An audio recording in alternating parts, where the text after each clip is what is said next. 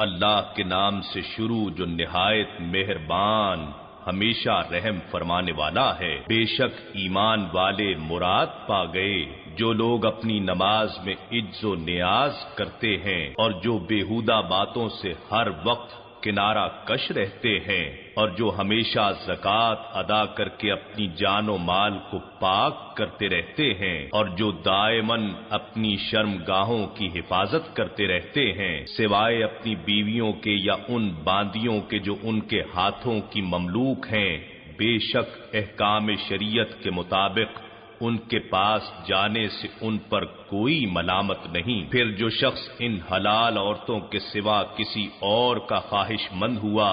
تو ایسے لوگ ہی حد سے تجاوز کرنے والے سرکش ہیں، اور جو لوگ اپنی امانتوں اور اپنے وعدوں کی پاسداری کرنے والے ہیں اور جو اپنی نمازوں کی مداومت کے ساتھ حفاظت کرنے والے ہیں، یہی لوگ جنت کے وارث ہیں۔ یہ لوگ جنت کے سب سے اعلیٰ باغات جہاں تمام نعمتوں، راحتوں اور قرب الہی کی لذتوں کی کثرت ہوگی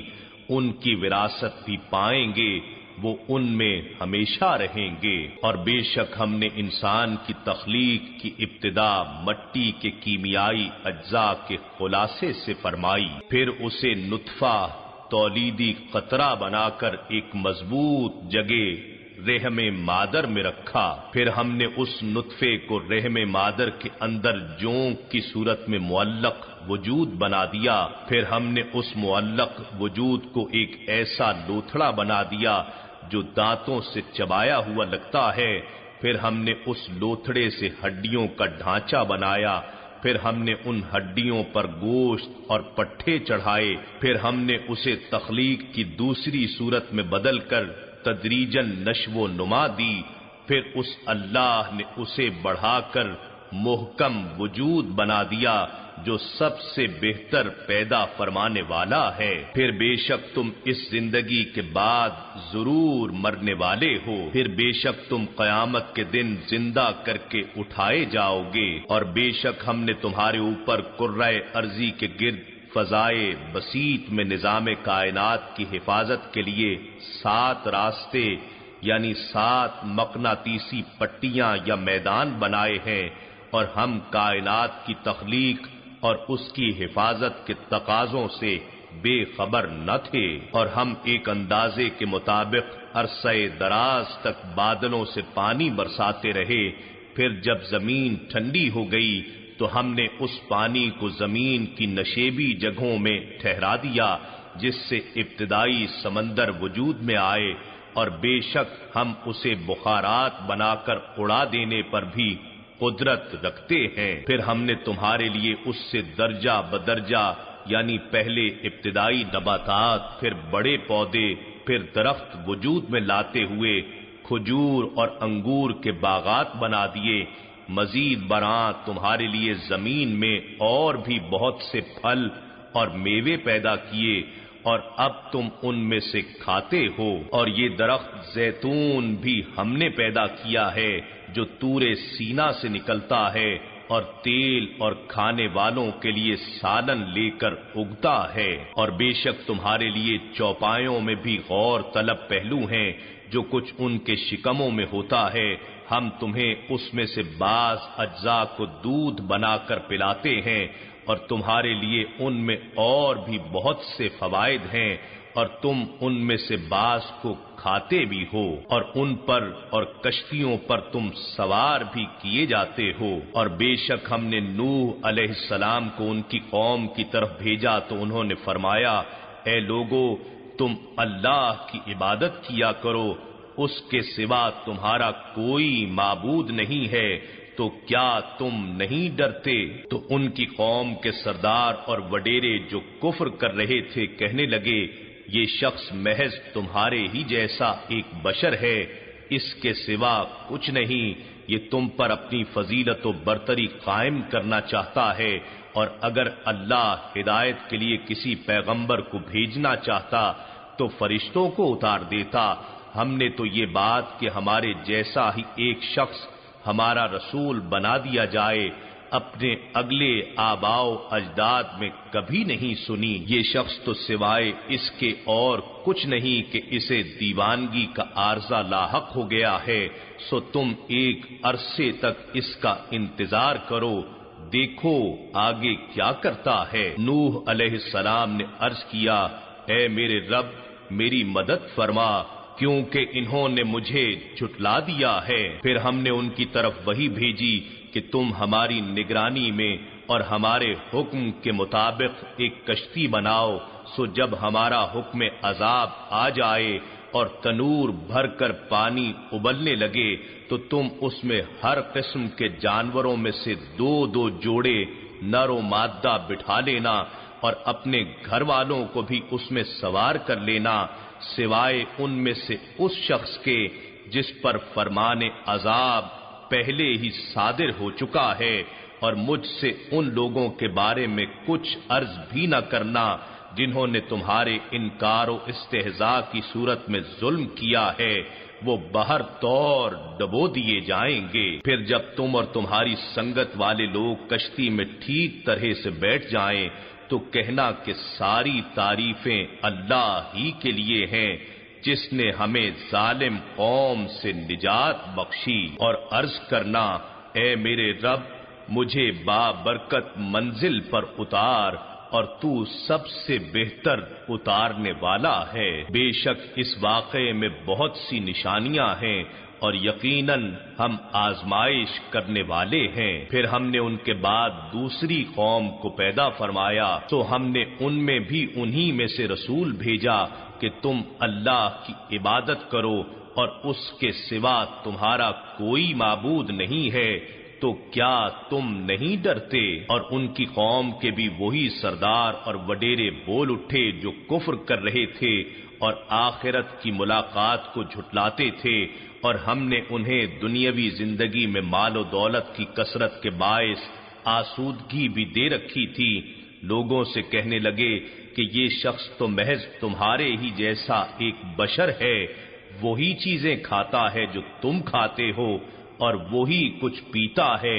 جو تم پیتے ہو، اور اگر تم نے اپنے ہی جیسے ایک بشر کی اطاعت کر لی تو پھر تم ضرور خسارہ اٹھانے والے ہوگے۔ کیا یہ شخص تم سے یہ وعدہ کر رہا ہے کہ جب تم مر جاؤ گے اور تم مٹی اور بوسیدہ ہڈیاں ہو جاؤ گے تو تم دوبارہ زندہ ہو کر نکالے جاؤ گے؟ بعید از قیاس، بعید از وقوع ہیں وہ باتیں جن کا تم سے وعدہ کیا جا رہا ہے۔ وہ آخرت کی زندگی کچھ نہیں، ہماری زندگانی تو یہی دنیا ہے، ہم یہیں مرتے اور جیتے ہیں اور بس ختم، ہم دوبارہ نہیں اٹھائے جائیں گے۔ یہ تو محض ایسا شخص ہے جس نے اللہ پر جھوٹا بہتان لگایا ہے اور ہم بالکل اس پر ایمان لانے والے نہیں ہیں۔ پیغمبر نے عرض کیا، اے میرے رب میری مدد فرما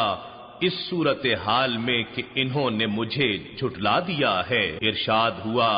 تھوڑی ہی دیر میں وہ پشیماں ہو کر رہ جائیں گے، پس سچے وعدے کے مطابق انہیں خوفناک آواز نے آ پکڑا، سو ہم نے انہیں قص و خاشاک بنا دیا، پس ظالم قوم کے لیے ہماری رحمت سے دوری و محرومی ہے۔ پھر ہم نے ان کے بعد یکے بعد دیگرے دوسری امتوں کو پیدا فرمایا، کوئی بھی امت اپنے وقت مقرر سے نہ آگے بڑھ سکتی ہے اور نہ وہ لوگ پیچھے ہٹ سکتے ہیں۔ پھر ہم نے پے در پے اپنے رسولوں کو بھیجا،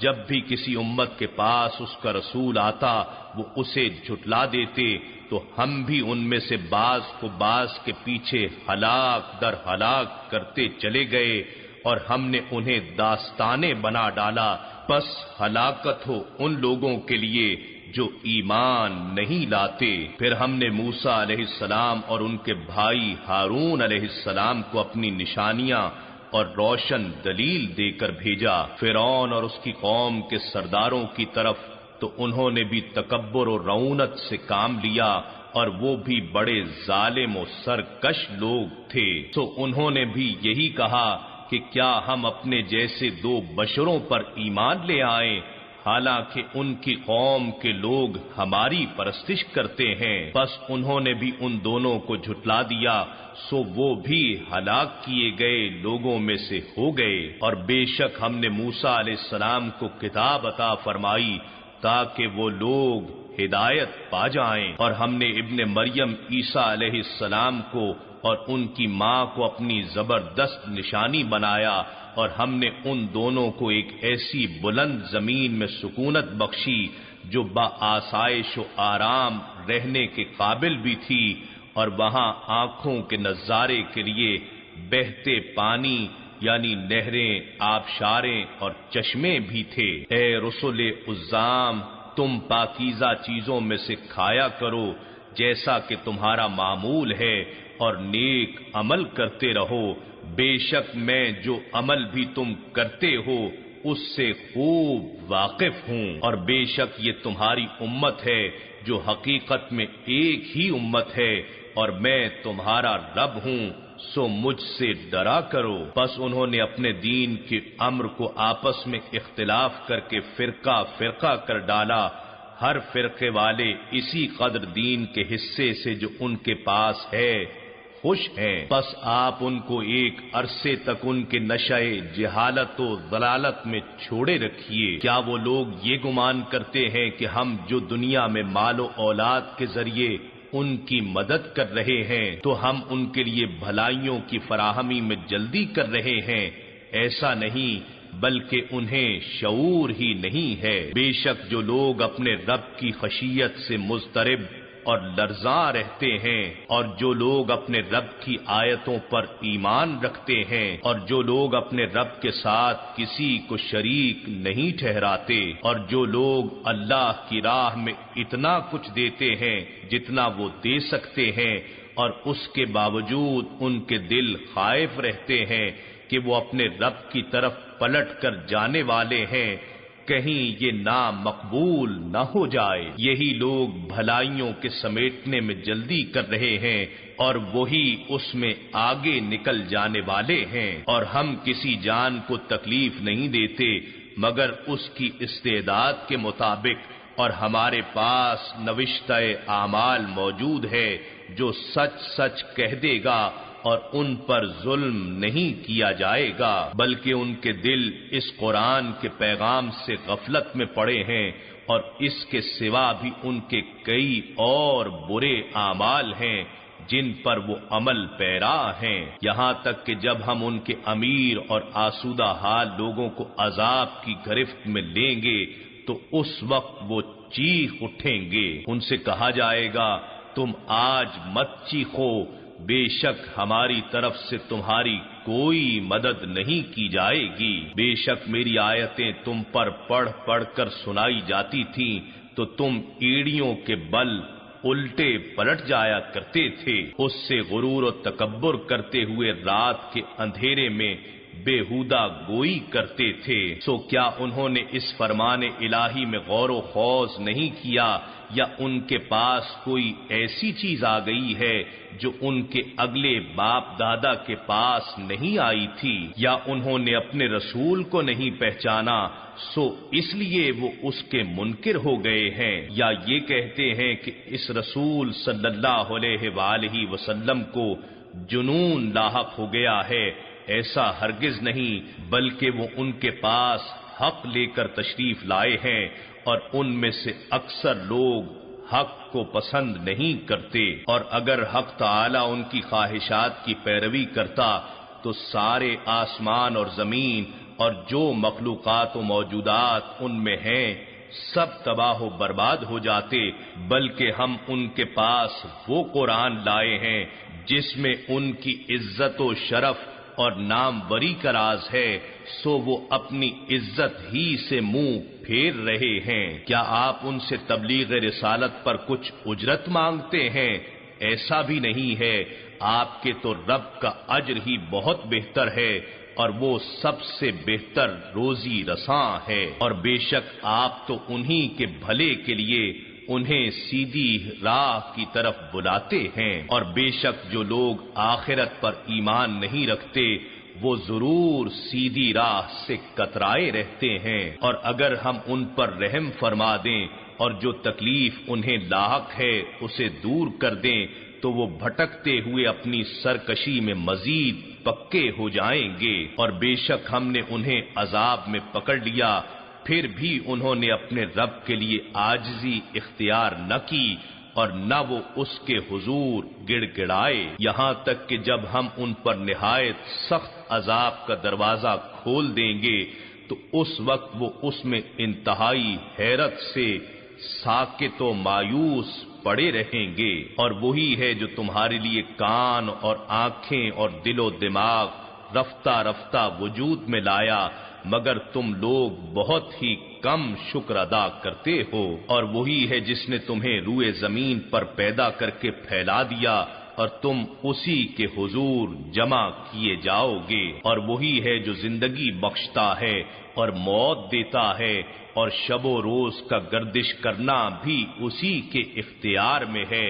سو کیا تم سمجھتے نہیں ہو؟ بلکہ یہ لوگ بھی اسی طرح کی باتیں کرتے ہیں جس طرح کی اگلے کافر کرتے رہے ہیں، یہ کہتے ہیں کہ جب ہم مر جائیں گے اور ہم خاک اور بوسیدہ ہڈیاں ہو جائیں گے تو کیا ہم پھر زندہ کر کے اٹھائے جائیں گے؟ بے شک ہم سے بھی اور ہمارے آباء و اجداد سے بھی پہلے یہی وعدہ کیا جاتا رہا ہے، یہ باتیں محض پہلے لوگوں کے افسانے ہیں۔ ان سے فرمائیے کہ زمین اور جو کوئی اس میں رہ رہا ہے سب کس کی ملک ہے،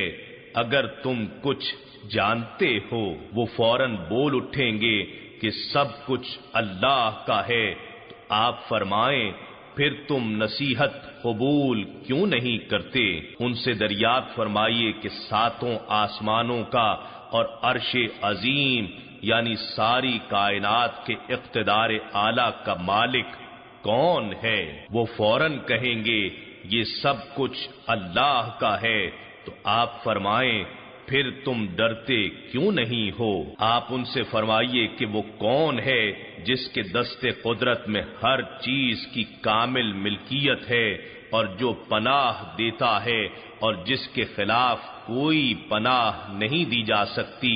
اگر تم کچھ جانتے ہو؟ وہ فوراً کہیں گے یہ سب شان اللہ ہی کے لیے ہیں، تو آپ فرمائیں پھر تمہیں کہاں سے جادو کی طرح فریب دیا جا رہا ہے؟ بلکہ ہم نے انہیں حق پہنچا دیا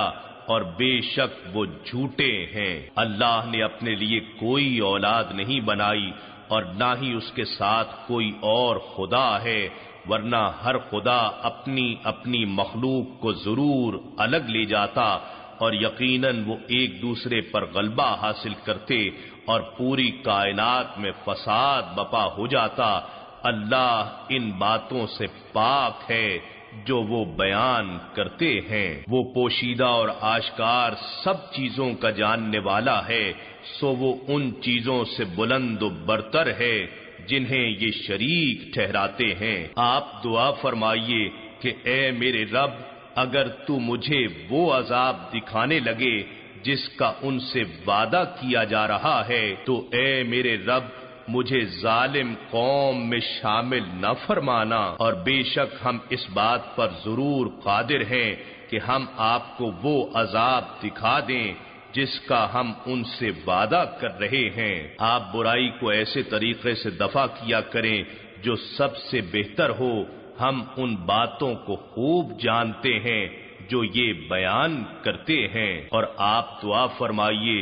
اے میرے رب، میں شیطانوں کے وسوسوں سے تیری پناہ مانگتا ہوں، اور اے میرے رب میں اس بات سے بھی تیری پناہ مانگتا ہوں کہ وہ میرے پاس آئیں، یہاں تک کہ جب ان میں سے کسی کو موت آ جائے گی تو وہ کہے گا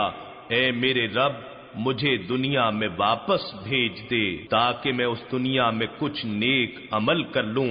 جسے میں چھوڑ آیا ہوں۔ ہرگز نہیں، یہ وہ بات ہے جسے وہ بطور حسرت کہہ رہا ہوگا، اور ان کے آگے اس دن تک ایک پردہ حائل ہے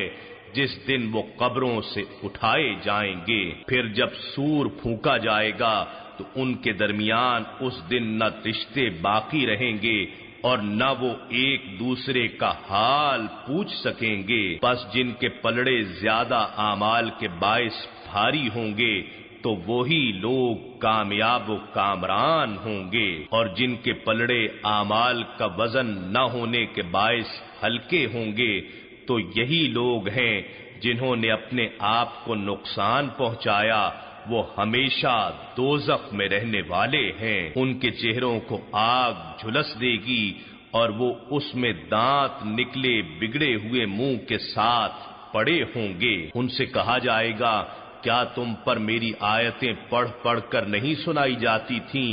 پھر تم انہیں جھٹلایا کرتے تھے؟ وہ کہیں گے اے ہمارے رب،